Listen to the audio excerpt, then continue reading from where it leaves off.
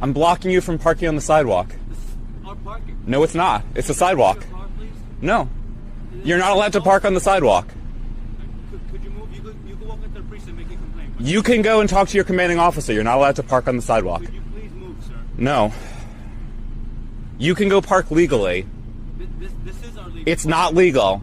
Do you want me to cite the city code or the patrol guide? Sir. No. You can go park legally. On the sidewalk with your bike. I'm not riding a bike. I'm not riding my bike. You were riding your bike. Could you move your car, your bicycle? No. You were operating a bicycle on the sidewalk. I'm not operating a bicycle on the sidewalk. I'm standing next to a bicycle. You can move. Could you please move? No. Are you law enforcement? No. Okay, so could you please move? No. Can you park legally? Okay, I am parking. No, you're not.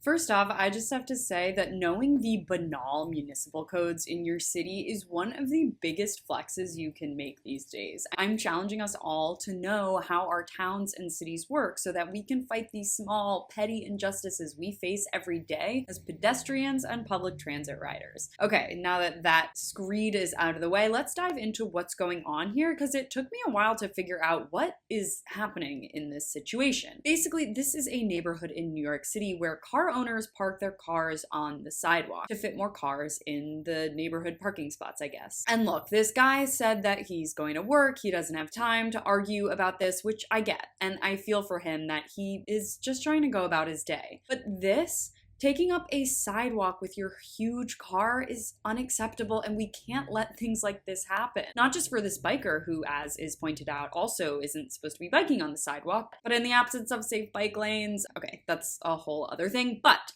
sidewalks are for pedestrians, not cars. Everywhere else these days is for cars. It's even amazing that you can hear them say that there are actually authorized places like that cars can park like this, because this is crazy. Sidewalks are for people. And not only is this hugely inconvenient, but it's also a severe accessibility issue. How is someone in a wheelchair or using a walker supposed to navigate this area? This is ludicrous. And of course, drivers aren't the only ones to blame, or even the worst culprits in things like this. Who is, you might ask? Cops. Because I got a vehicle here at the Walmart right here in Universal City. No, we don't. You don't? Okay. And the fire zone or nothing? We can do like a fire zone, yeah.